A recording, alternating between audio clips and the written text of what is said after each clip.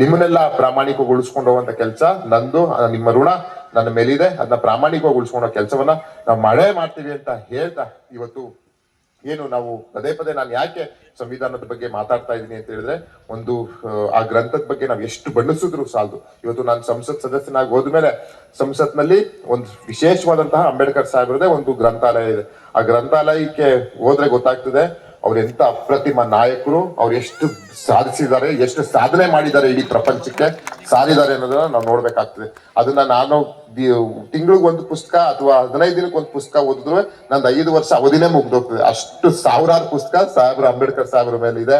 ಹಾಗಾಗಿ ಅವರ ಅಪ್ರತಿಮ ನಾಯಕರ ನಾವೆಲ್ಲ ಇವತ್ತು ಆ ದಾರಿಯಲ್ಲಿ ಸಾಗುವಂತ ಕೆಲಸವನ್ನ ನಾವೆಲ್ಲ ಮಾಡುವಂತ ಕೆಲಸವನ್ನ ನಾವು ಮಾಡೋಣ ಅಂತ ಹೇಳ್ತಾ, ಸಮಾಜದ ಏಳಿಗೆಗೆ ಪ್ರಾಮಾಣಿಕವಾಗಿ ಬೆನ್ನೆಲುಬಾಗಿ ನಿಮ್ ಜೊತೆ ಇರುವಂತ ಕೆಲಸವನ್ನ ನಾನು ಮಾಡ್ತೀನಿ ಅಂತ ಹೇಳ್ತಾ, ಇವತ್ತು ಕರ್ಸಿ ಆತ್ಮೀಯವಾಗಿ ಗೌರವಿಸಿದ ಎಲ್ಲ ನಮ್ಮ ಸಮಿತಿಯ ಸದಸ್ಯರು, ಅಧ್ಯಕ್ಷರು, ಪದಾಧಿಕಾರಿಗಳಿಗೆ ಹಾಗೂ ಎಲ್ಲ ಇವತ್ತೇನು ನಮ್ಮ ಪರಿಶಿಷ್ಟ ಜಾತಿ ಪರಿಶಿಷ್ಟ ಪಂಗಡದ ಕ್ಷೇಮಾಭಿವೃದ್ಧಿ ಸಂಘದ ಸಮಿತಿಯ ಎಲ್ಲ ನಮ್ಮ ಅಧ್ಯಕ್ಷರು, ಪದಾಧಿಕಾರಿಗಳಿಗೆ ನಮಸ್ಕರಿಸುತ್ತಾ, ಒಂದು ಅರ್ಥಪೂರ್ಣವಾದಂತಹ ಇವತ್ತೊಂದು ಅಂಬೇಡ್ಕರ್ ಅವರ ಜಯಂತಿಯನ್ನ ಆಚರಣೆಯನ್ನ ಮಾಡಿದ್ರಿ.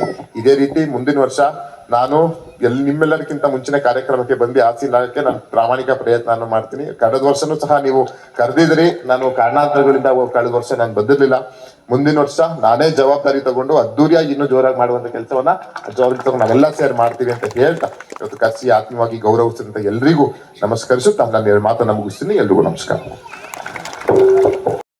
ಚಟುವಟಿಕೆಯಿಂದ ಇರ್ತಕ್ಕಂಥವ್ರು, ಯುವಕರು, ಯುವ ನಾಯಕರು, ಶ್ರೀ ಶ್ರೇಯಸ್ ಎನ್ ಪಟೇಲ್ ಇವರಿಗೆ ಈ ಕಾರ್ಯಕ್ರಮದ ಪರವಾಗಿ ಅತ್ಯಂತ ಅನಂತ ಅಭಿನಂದನೆಗಳನ್ನ ನಾವು ಸಲ್ಲಿಸ್ತಾ ಇದ್ದೇವೆ ಸರ್. ಸನ್ಮಾನವನ್ನ ಸ್ವೀಕರಿಸಿದ ಹಾಗೂ ಸನ್ಮಾನವನ್ನ ನೆರವೇರಿಸಿಕೊಟ್ಟಂತ ಎಲ್ಲ ಅತಿಥಿ ಅಭ್ಯಾಗತರಿಗೆ ಮತ್ತೊಮ್ಮೆ ಅನಂತ ಅಭಿನಂದನೆಗಳನ್ನ ಸಲ್ಲಿಸ್ತಾ ಇದ್ದೇನೆ.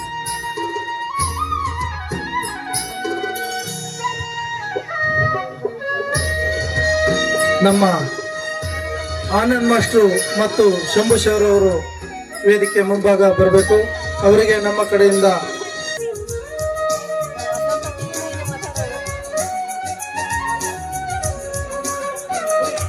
ವಸಂತ್ ಸರ್ ಅವರು ಬರಬೇಕು. ಗಣ್ಯರಿಗೆ ವಂದನಾರ್ಪಣೆ ಮಾಡ್ಬೇಕಂತ ಕೇಳ್ಕೊಳ್ತೇನೆ.